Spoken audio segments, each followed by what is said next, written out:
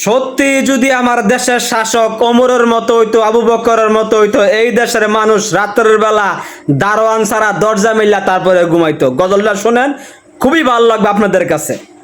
এমন যদি হতো আমার দেশের শাসক হতো, ওমরেরই মতো হতো, আবু বকরের মতো। জনগণের কুজ খবর নিত রাত দুপুরে,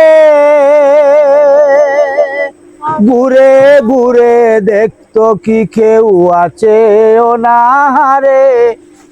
আমার দেশের মা বোনেরা লাঞ্ছিতা হতো না, আমার দেশের কৃষক শ্রমিক বঞ্চিত হতো না।